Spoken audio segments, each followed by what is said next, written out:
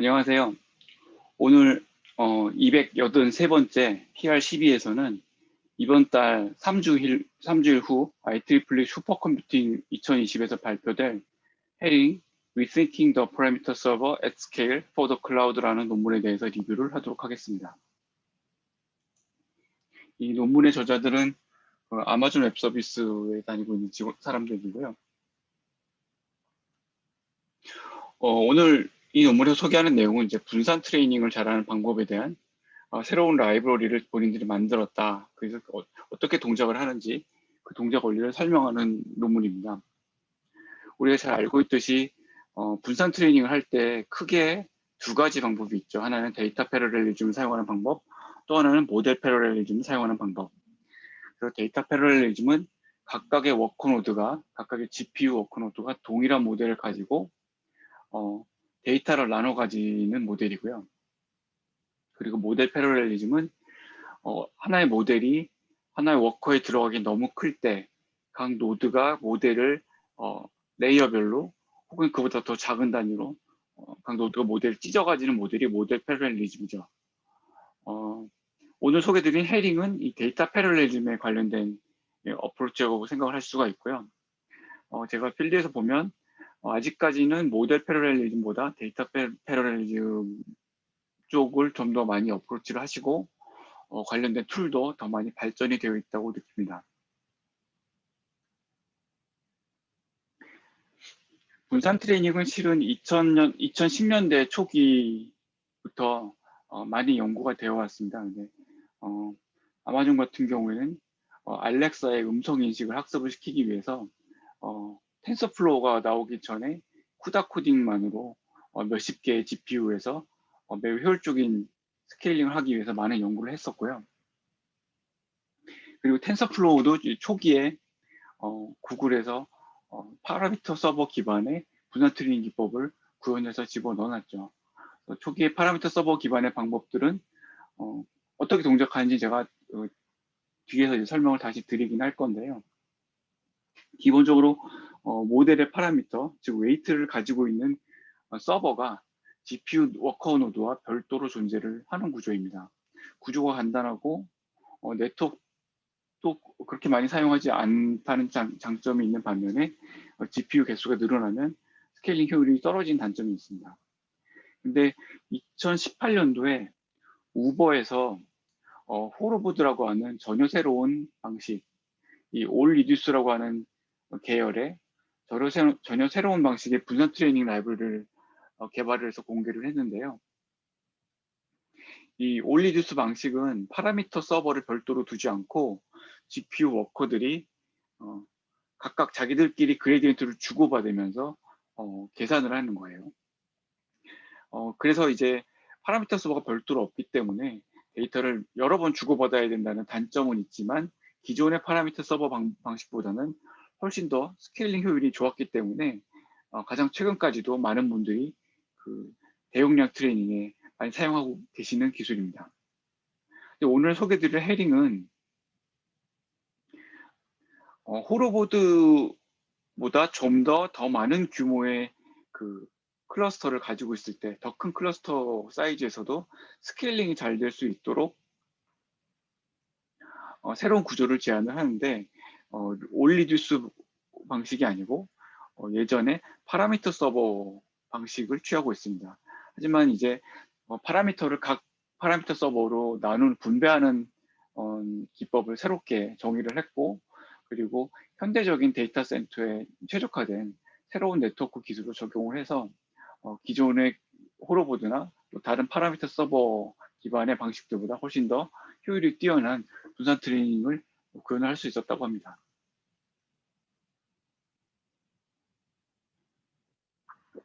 그래서 이 논문의 메인 컨트리뷰션은 파라미터 서버 방식으로도 기존의 다른 어프로치들보다 훨씬 더 성능이 좋은 분산 트레이닝 기술을 만들 수가 있었고, 그리고 텐서플로우와 파이토치와 MX넷을 모두 지원을 하는 해링이라고 하는 새로운 구조의 매우 스케일 효율이 뛰어난 분산 트레이닝 라이브러리를 개발을 했다. 그 결과로 버틀라지 모델을 2048개의 엔비디아 V100 GPU를 사용을 해서 62분 만에 트레이닝을 할 수가 있었고, 이때 스케일링 효율이 85%에 달했다는 결과를 보여주고 있습니다. 먼저 파라미터 서버부터 어떻게 동작을 하는지 우리가 알아보면요. 파라미터 서버는 모델의 웨이트를 가지고 있는 파라미터가 별도로 존재를 하고요. 이것과 달리 이제 GPU를 하나 또는 여러 개의 GPU를 가지고 있는 워크 노드가 여러 개가 존재를 합니다. 그래서 각각의 워크 노드는 계산하기 전에 파라미터 서버에게 웨이트를 전달을 받고요. 이 웨이트로 자기가 갖고 있는 모델을 초기화를 하고 각각 자기들이 가지고 있는 쪼개져 있는 데이터들을 가지고 포워드 계산을 하고 그다음에 로스를 계산을 하고 그다음에 그레디언트를 로컬 그레디언트를 계산을 해서 파라미터 서버에게 업데이트를 해줍니다. 그럼 파라미터 서버는 개별 워커들이 보내준 그레디언트들의 에버리를 취해서 그걸로 이제 웨이트를 업데이트를 하고요. 다음번 이터레이션 때 업데이트된 이 웨이트를 다시 보내주는 방식으로 동작을 합니다. 이 파라미터 서버의 장점은 이 워커의 개수랑 무관하게 각각의 워커는 두 번만 그 파라미터 서버와 통신을 하면 되거든요. 그러니까 처음에 웨이트를 한번 받고 그리고 자기가 계산한 로컬 그레디언트를 전송을 하면 이 두 번의 데이터 전송만 각 이터레이션마다 필요하다는 장점이 있고, 이게 워커의 개수가 늘어나더라도 개별 워커마다 이 두 번이라는 숫자는 변하지를 않습니다. 그리고 또 하나 좋은 점은 싱크로너스한 모델과 어싱크로너스한 모델이 모두 가능한데요. 싱크로너스한 동작은 이 모든 워커의 동작이 끝났을 때 그때 한꺼번에 로컬 그레디언트를 보내주고 파라미터 서버들은 걔네들 전부 에버리지를 해서 웨이트를 업데이트하는 방식이고요. 어싱크로너스한 그 동작 방식은 각각의 워커들이 끝나는 거를 동시에 전부 다 끝날 때까지 기다리지 않고 한 놈 한 놈 끝나면 그때그때 바로바로 웨이트를 업데이트하는 방식이 어싱크로너스한 방법인데, 이 어싱크로너스한 방법은 이제 이게 왜 좋냐면 이 포워드 계산이 각 워커들, 물론 모델이 같지만 그렇다고 해서 각 개별 워커들이 이 포워드 계산을 전부 동시에 끝낸다고 보장을 할 수가 없기 때문에, 즉 어떤 워커들은 다른 워커들보다 더 훨씬 더 계산이 늦게 끝날 수가 있거든요. 그런 경우에 다른 워커들이 기다리지 않고 바로바로 자기가 갖고 있는 그레디언트를 업데이트를 하고 그때까지 업데이트가 된 웨이트를 다시 받고, 이런 식으로 다른 워커들이 기다리는 시간 없이 바로바로 진행을 할 수 있다는 장점이 있기 때문에 어싱크로한 동작을 사용할 수 있다는 게 이게 파라미터 서버의 동작 장점이 됩니다. 근데 이 그림을 보고, 좀 전에 그림을 보고 짐작을 하셨겠지만, 이 워커가 몇십 개에서 몇백 개, 몇천 개 이렇게 늘어나게 되면 파라미터 서버 하나로는 이제 처리가 힘들어지겠죠. 그래서 최근에는 파라미터 서버도 워커의 개수가 늘어남에 따라 여러 개로 늘리는 게 이제 기본적인 동작 방식이 되어가고 있고요. 근데 이와 같은 장점에도 불구하고 이제 파라미터 서버는 근본적인 단점을 몇 가지 가지고 있습니다. 일단 파라미터 서버는 GPU 워커 노드 말고 파라미터를 관리하기 위한 별도의 이제 파라미터 서버라는 서버 인스턴스가 더 필요하다는 이제 기본적인 단점이 있고요. 그리고 하나의 파라미터 서버가 여러 개의 워커 노드와 통신을 해야 되는데, 이때 밴드위스를 똑같이 n분의 1로 나눠줄 수가 없는 구조예요. 그건 왜 그런가 생각을 해보면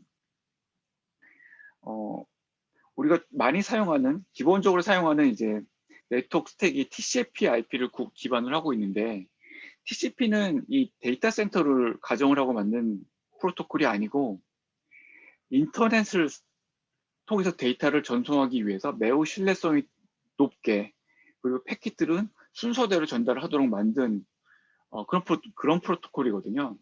그래서 하나의 파라미터 서버가 동시에 수많은 이제 워커들과 통신을 한다고 하면 밴드위스를 똑같이 n분의 1로 타임 멀티플렉싱 하듯이 이런 식으로 네트워크 밴드위스를 분배를 해줄 수가 없고, 먼저 자신에게 돌아온 패킷들을 처리를 해야 뒤에 오고 있는 패킷들이 앞에 패킷들이 처리가 될 때까지 기다렸다가 나중에 처리가 되는 방식인 거예요. 그 비유를 들게 되면 마치 그 서울에서 부산으로 택배차들이 동시에 수많은 택배차들이 이제 짐을 싣고 가는데 경부고속도로의 한 차선으로만 택배차 수백 대가 동시에 가는 것과 같은 현상인 거죠. 그래서 앞에 차들이 먼저 처리가 돼야 뒤에 패킷들이 이제 전송이 될 수가 있는데, 만약에 앞에 운 나쁘게 매우 긴 패킷이 있었다거나 아니면은 컨제스천이 생겨서 다시 전송을 해야 된다고 하면 뒤에 패킷들은 본인들에게 아무 문제가 없음에도 불구하고 계속 기다리고만 있어야 되는 거예요. 이걸 이제 TCP 헤드 오브 라인 블락킹이라는 현상인데, 이런 이유 때문에 이 수많은 워커노드와 하나의 파라미터 서버가 통신을 할 때 동일하게 n분의 1로 페어하게 밴드위스를 나눌 수가 없다는 근본적인 한계가 있고요. 그리고 또 하나 더 중요한 문제는, 이 파라미터 서버는 왜 그런지 잘 모르겠지만 현재까지는 어떻게 설계가 되어 있냐면, 우리가 이제 뉴럴 네트워크에서 이 뒷단부터 이제 백워드 계산을 해서 각 레이어별로 그레디언트, 각 변수의 그레디언트를 계산을 하게 되잖아요. 그럼 맨 뒷단에서 그레디언트 계산을 하고, 그 다음 이터레이션에서 또 그 앞단의 그레디언트를 계산을 하고, 이런 식으로 차근차근히, 그러니까 즉 모든 그레디언트가 동시에 계산이 되는 게 아니라 어떤 그레디언트는 먼저 계산되고 또 어떤 그레디언트는 또 나중에 계산되고 이렇게 되는데, 각각의 그레디언트 변수들도, 각각의 그레디언트라는 것도 이제 벡터일 거잖아요. 그래서 어떤 벡터는 굉장히 크기가 작을 거고 어떤 벡터는 굉장히 크기가 클 건데, 이 크기와 상관없이 개별 그레디언트, 어떤 변수의 그레디언트는 전부 어타믹한 유닛인 거예요. 즉 아무리 그 그레디언트 벡터가 크다고 하더라도 하나의 파라미터 서버에 전부 다 들어가야만 해요. 그렇게 설계가 돼 있어요. 그래서 만약에 그저 그 그레디언트 변수의 이름이 W0였다고 하면, 그 W0 값을 W0 값을 보고하는 워커들은 그 W0 값을 담당하고 있는 파라미터 서버 0번과 무조건 통신을 해야 되고, 그때 나머지 파라미터 서버들한테는 그 W0 값에 대해서 통신할 수가 없어요. 그래서 개별 파라미터 서버에 따라서 어떤 파라미터 서버는 굉장히 큰 그레디언트를 처리를 해야 되고, 어떤 파라미터 서버는 굉장히 작은 그레디언트 변수를 처리를 하게 되기 때문에 이 밴드위스를 균등하게 사용할 수 없다는 그런 단점이 있죠. 반면에 이제 2018년도에 이제 호로버드가 맨 처음 발표를 했던 올 리듀스 방식의 어프로치는 파라미터 서버가 별도로 필요를 하지 않은데, 얘는 이제 개별 워커노드끼리 이제 통신을 해서 그레디언트를 주고받아서 그 전체 웨이트를 업데이트하는 방식이거든요. 근데 호로보드는 실은 2017년도에 바이두에서 발표를 했던 링 리듀스라고 하는 알고리즘을 그 엔비디아의 NCCL 엔비디아 컬렉티브 커뮤니케이션 라이브러리 위에서 구현을 한 게 호로보드인 거예요. 근데 이 호로보드의 동작 방식은 이렇게 워커노드를 꼭 링 방식은 아니어도 되지만 처음에는 이제 링 방식으로 나왔거든요. 개별 워커 노드들 쭉 한 방향으로 연결을 하고, 얘들이 처음에는 각각 자기가 계산한 그레디언트밖에 모르는 거죠. 그런데 이제 1번부터 얘는 이제 자기 그레디언트밖에 모르니까 서브를 하려도 할 수가 없죠. 에버리지를 계산을 못 하잖아요. 그러니까 자기 거를 옆에 GPU에게 넘겨주는 거예요. 그럼 얘는 원래 자기 거가 있고 지금 전달받은 게 있고 그레디언트 2개가 있으니까 이거의 썸을 구해서 얘를 또 다음번 타임 스텝에 그 옆에 있는 자기 이웃 GPU에게 넘겨준다. 그럼 얘 3번 GPU는 이제 앞에 2개 썸을 받았고 또 자기 거 그레디언트가 있으니까 3개의 썸을 구해서 이걸 또 다음번 4번째 GPU에게 넘겨주게 되고요. 그럼 만약에 GPU가 n개가 있었다고 하면 n-1번 커뮤니케이션 하게 되면 이 처음 출발했던 이 GPU 1번은 얘는 이제 전체 그레디언트의 썸을 알게 되는 거예요. 그럼 얘를 이제 n으로 나누면은 에버리지를 알게 되는 거잖아요. 그래서 얘 GPU 1번은 이제 전체 그레디언트 에버리지 알게 되는데, 문제는 이 중간에 있는 얘네들은 중간 계산값밖에 모르고 아직 전체 계산값을 모르니까 다시 한번 이제 이터레이션을 합니다. 그래서 두 번째 돌릴 때는 이제는 서브는 안 하고 GPU 1번이 알고 있는 에버리지 그레디언트 값을 그대로 전달만 하는 거예요. 그래서 그렇게 또 n-1번만큼 이제 전달을 하게 되면 전체 2 곱하기 n-1번만큼 커뮤니케이션을 하게 되면 업데이트된 웨이트 값을 모든 이제 GPU가 알게 되는 거죠. 근데 그 하나의 GPU 관점에서 생각을 해보면 하나의 GPU는 처음에 옆에 GPU로부터 그레디언트 값을 전달받고 한 번 받고 자기가 썸을 해서 한 번 주고요. 그 두 번이죠. 그리고 다음 바퀴에 완성된 에버리지 그레디언트 값을 한 번 전달을 받고 자기가 또 전달을 해주니까 총 4번의 통신을 필요하게 됩니다. 하나의 GPU는 4번만 통신을 하면 됩니다.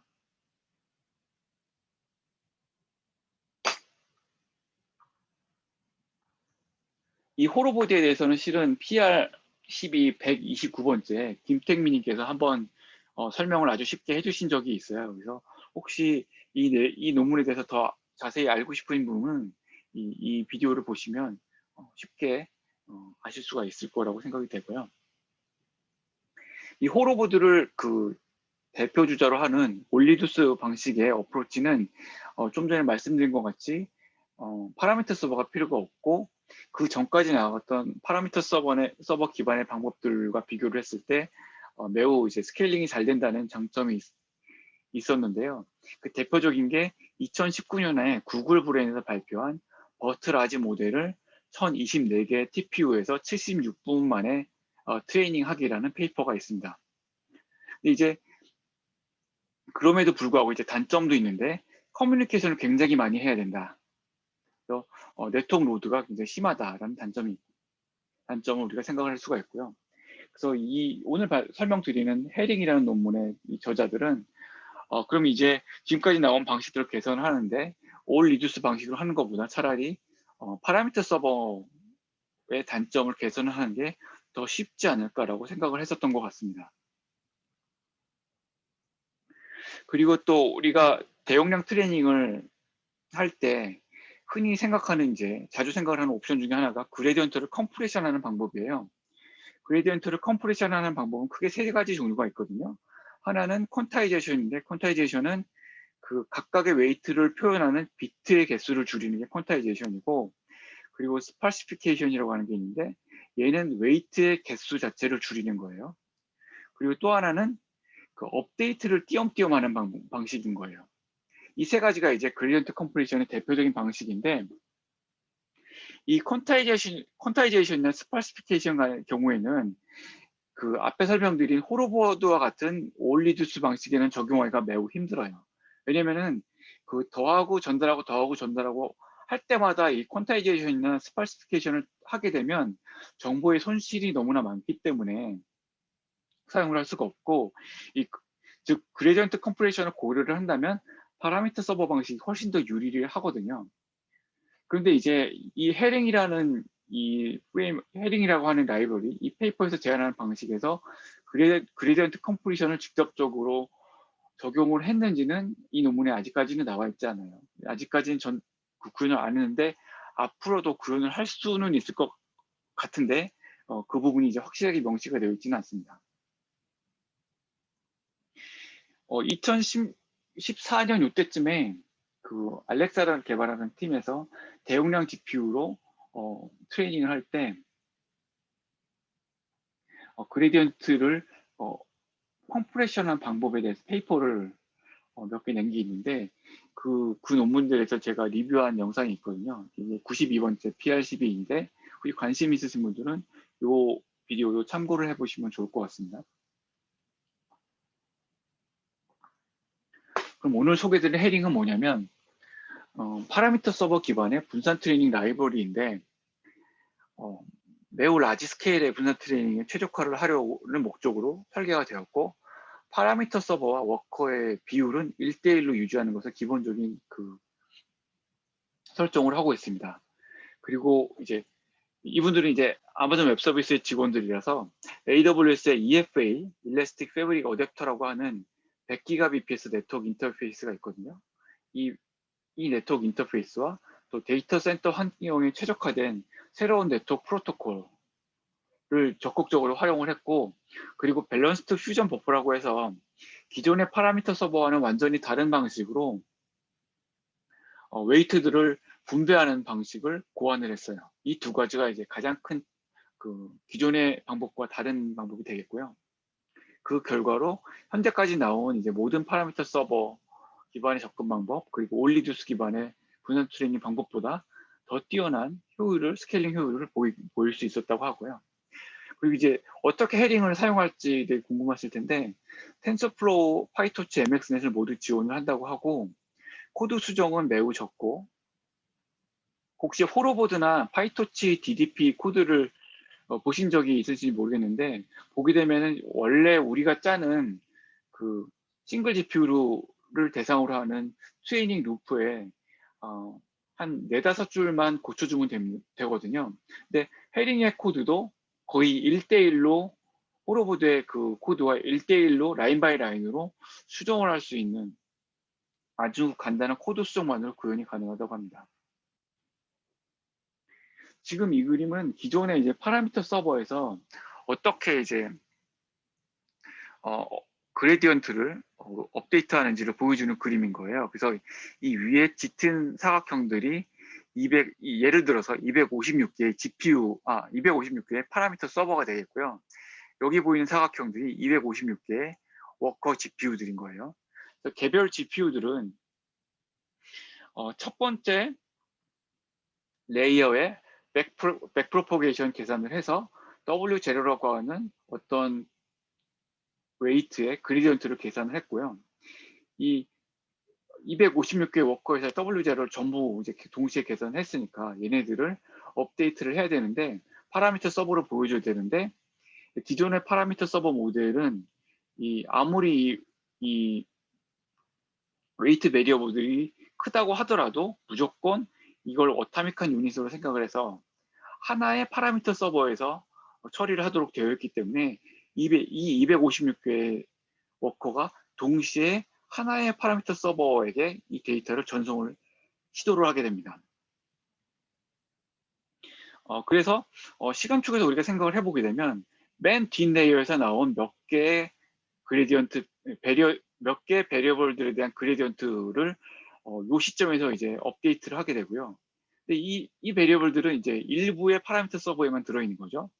그 다음 스텝에서는 우리가 이 두 번째 단에, 뒤에서 두 번째 단에서 계산을 한 베리어블들의 그레디언트를 계산을 하게 되는데, 얘는 이제 두 번째 타임 스텝에서 그 해당하는 베리어블들이 들어있는 파라미터 서버들과 통신을 하게 되고, 이때 얘네들은 전혀 쓸모가 없는 거죠. 그래서 파라미터 서버가 256개나 있더라도 개별 타임 스텝에서 생각을 해보면 일부분만 실제적으로 일을 하고 있는 것을 알 수가 있습니다.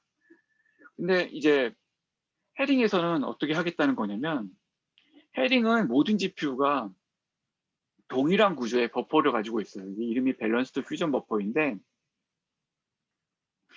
개별 워커노드 안에서 어떤 일이 있는지 생각을 해보게 되면, 얘가 W0라고 하는 그레디언트를 업데이트를 할 때 아까처럼 하나의 파라미터 서버로 전부 다 주는 게 아니고, 이 벡터를 256개로 인덱스를 보고 n분의 1로 동일하게 쪼갭니다. 그래서 만약에 예를 들어서 이제 W0가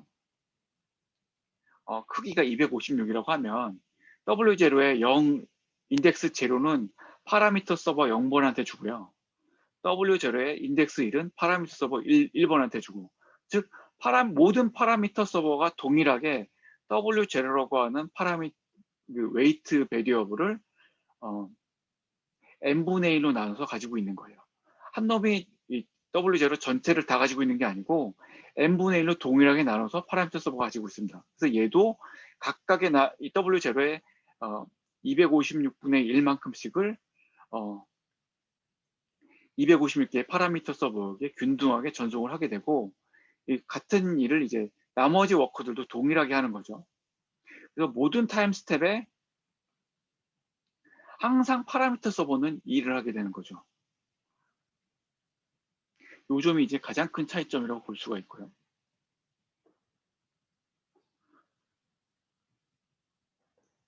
또 한 가지 차이점은 이 밸런스드 퓨저 버퍼라고 하는 애인데, 얘는 이제 그 각각의 GPU가 보낼 데이터를, 보낼 그레디언트를 그때그때 계산을 하면은 보낼 그레디언트들을 이제 커다란 버퍼에 집어넣는데, 걔 이름이 밸런스드 퓨전 버퍼인 거예요. 그래서 얘는 이제 보낼 때 이제 일정한 크기의 청크 단위로 나눠서 보내게 되는데, 그건 이제 크게 중요하지가 않고, 이제 O라고 하는 변수를 먼저, O라고 하는 그레디언트를 먼저 계산했고, 그 다음에 3이라고 하는 놈을 먼저 값을 계산을 했고, 5, 3, 4, 2, 1 이런 순서대로 그레디언트를 계산을 한 거예요. 그래서 그 순서대로 착착착 이제 버퍼에다 쌓았어요. 보낼 때는 얘를 일정한 크기로 나눠서 보내게 되고요. 근데 이제 GPU가 여러 개잖아요. 근데 개별 GPU들이 이 각각의 웨이트들을 동일한 순서로 계산을 하게 된다는 보장을 할 수가 없잖아요. 즉 GPU 제로는 5, 3, 4, 2, 1로 계산을 했고, GPU 1번도 5, 3, 4, 1로 계산을 했지만, GPU 2번, 3번은 5, 4, 3, 2, 1로 다른 순서로 계산을 할 수가 있겠죠. 하지만 이 해링에서는 GPU 0번이 자기가 계산했던 순서를 모든 GPU에게 브로드캐스팅을 해버려요. 그래서 이 밸런스 퓨전 버퍼에 개별 그레디언트들이 들어오는, 입력되는 순서, 카피되는 순서와 순서를 알게 되면 얘네들이 이 전체 버퍼에서 차지하게 되는 이 위치, 정확한 옵셋을 정확하게 미리 알 수가 있게 되죠. 그래서 모든 GPU가 이 개별 그레디언트 변수들이 들어갈 위치를 다 미리 알고 있어요. 그래서 순서대로 들어오면 당연히 순서대로 착착착 들어가지만, 순서대로 계산이 되지 않더라도 나중에 계산된 그레디언트가, 얘는 이제 원래 자리가 앞쪽이면 여기 이쪽에 계산이 되고, 얘는 먼저 계산이 됐지만 얘 그 자리가 뒤쪽이면 뒤쪽에 있는 옵셋을 가지고 있으면 이쪽에 조정이 된다는 거죠.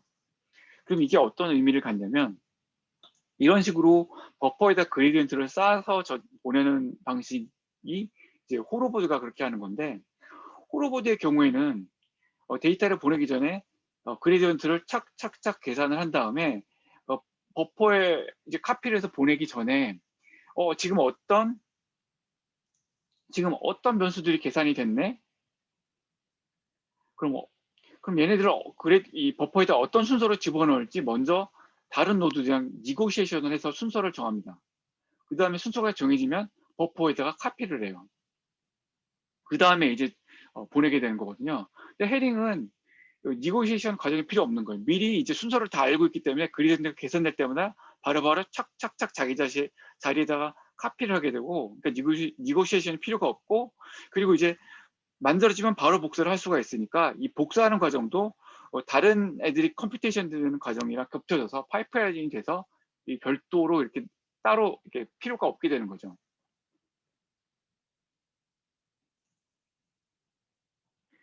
그리고 또 한 가지 트릭은 100GBps 네트워크를 충분히 사용을 하기 위해서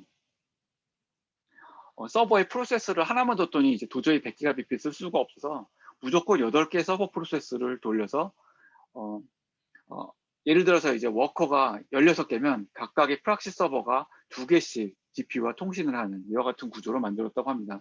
이 별거 아닌 것 같지만 이거를 이용해서도 성능을 올린 표를 뒤에서 볼 수가 있고요. 이게 이제 전체 해링의 동작 방식인 거예요. 이 빨간 사각형이 GPU가 들어있는 워커 노드, GPU 인스턴스이고, 여기 보이는 게 개별 파라미터 서버예요. 그래서 GPU 워커 노드의 GPU에서 각각 그레디언트를 로컬 그레디언트 계산한 다음에 얘를 보내기 전에 이 GPU 워커 노드에도 로컬 CPU가 있잖아요. 그래서 GPU는 여러 개가 있을 수 있잖아요. GPU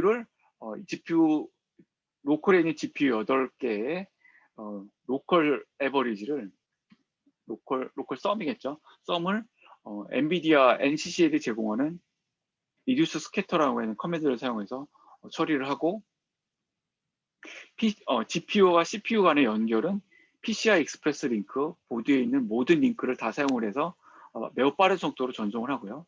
호로보드는 하나의 PCI 링크만 사용하지만 헤링은 모든 가용한 PCI 링크를 사용해서 매우 빠르게 전송을 하고, 이 CPU가 100GBps로 개별 파라미터 서버에게 전송을 하게 됩니다. 그리고 이제 업데이트된 웨이트는 개별 파라미터 서버가 역방향으로 전송을 하게 되고요. 그래서 또 하나 볼 수 있는 이제 포인트는, 이 헤링은 GPU가 그레디언트의 컴퓨테이션을 하고 그레디언트의 리듀스, 그레디언트의 에버리지는 CPU가 하거든요.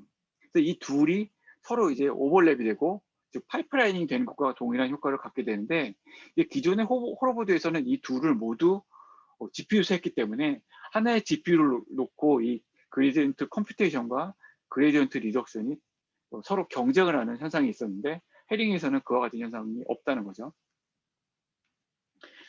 이제 비교를 하기 위해서 호로보드와 바이트 PS라고 하는 방식을 사용을 했고요. 호로보드는 이제 올리듀스 방식이고, 바이트 PS는 홍콩 유니버시티 오브 홍콩에서 2019년도에 발표한 파라미터 서버 방식입니다.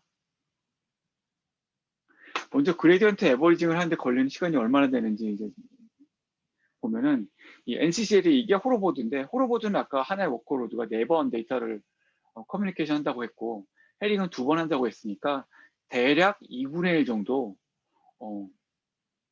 이 그레디언트를 에버리징 하는데 걸리는 시간이 줄어드는 것을 볼 수가 있고요.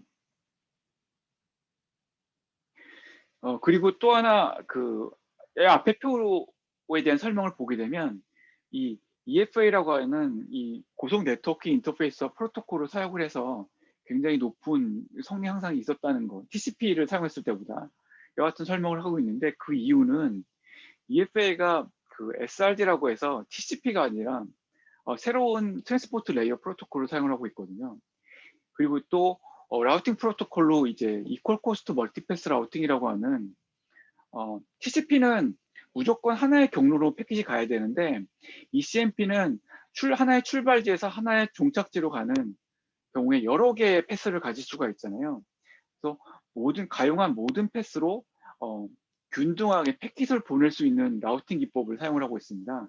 그리고 또 TCP와 다르게 이 패킷들이 아웃보드로 딜리버리가 될 수 있어요. 그래서 먼저 가던 패킷이 컨제스천이 있다고 하더라도 뒤에 오던 패킷들이 그것과 상관없이 먼저 도착을 할 수 있는 방식을 사용할 수 있기 때문에 굉장히 대규모 트래픽 전송에 더 효과적인 방식을 할 수가 있고요. 이와 같은 그 네트워크 기술을 통해서도 굉장히 높은 이제 성능 향상이 있었다고 합니다. 여기 보이는 그래프가 이제 가장 중요한데요. GPU 개수를 늘려갈 때 기존의 방식들이 이렇게 올라가면, 헤링은 GPU 개수가 많아지면 많아질수록 더 많은 차이를 보이면서 높은 이제 스루풋을 보인다는 걸 볼 수가 있고, 여기 두 번째 베스트라고 되어 있는 게 얘는 이제 파이토치의 DDP예요. 파이토치의 디스트리뷰트 데이터 패러렐이고요. 이 그래프를 보게 되면, 이 그래프는 Y축이 스케일러빌리티거든요. 그러니까 스케일링 효율인 거예요. GPU 개수가 늘어나면 늘어날수록, 우리가 실험을 해보면 GPU가 늘어나면 GPU 개수가 늘어나는 거에 비례해서 이 성능이 올라가지를 않고, 우리가 알고 있는 기존의 모든 라이브러리들이 점점 이렇게 떨어지는 것을, 효율이 떨어지는 걸 볼 수가 있는데, 헤링은 항상 일정하게 유지가 된다는 게 약간 놀라운 점이죠. 근데 그 이유를 생각을 해보면, 하나의 파라미터 서버가 주고받는 데이터의 양을 생각을 해보면, 클러스터 사이즈, 즉 워크로드의 개수가 늘어나게 되면, 기존의 방식은 이제 하나의 파라미터 서버가 모든 워크노드와 통신을 해야 되니까, 이 워크노드의 개수가 늘어나면 그 워크노드의 개수가 우리 익스포넨셜리 늘리잖아요. 그럼 이제 하나의 파라미터 서버가 주고받아야 되는 데이터의 수도, 데이터의 양도 익스포넨셜리 늘어나는데, 헤링은 클러스터의 개수가 늘어난다고 하더라도 모든 그레디언트의 총합을 n분의 1로 나눈 만큼만 항상 파라미터 서버가 처리하면 되기 때문에, 클러스터 개수가 늘어나도 항상 자신이 처리하는 양은 일정하게 유지된다는 게 근본적으로 다른 방법이라는 거예요. 다른 방식이라는 걸 우리가 알 수가 있어요. 비교를 위해서는 이제 좀 아까 말씀드린 구글 브레인에서 발표를 했던 버트 라지를 사용을 해서 이분들이 구글 브레인에서 사용을 했었던 램 옵티마이저를 사용해서 유사한 방식으로 이제 구현을 해서 실험을 했고요.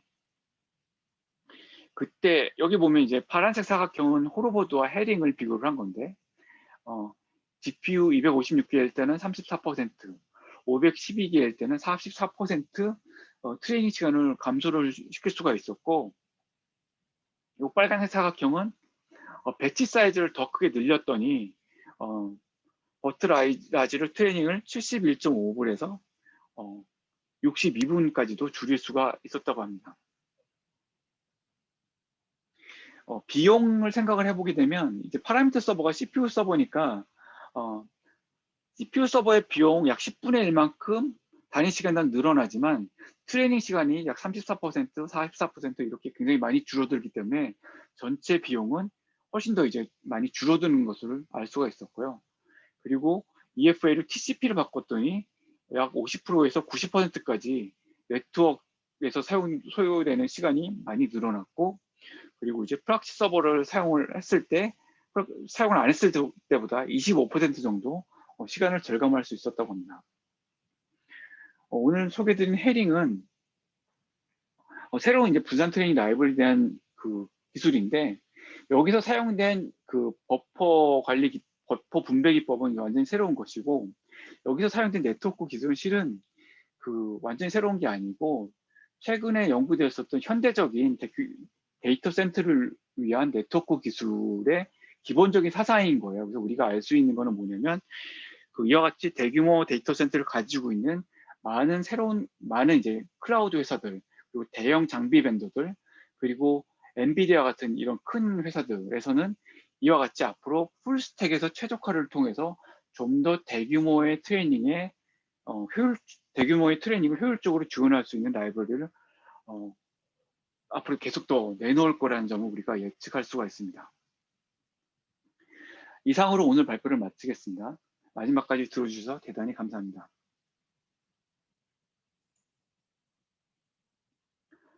감사합니다.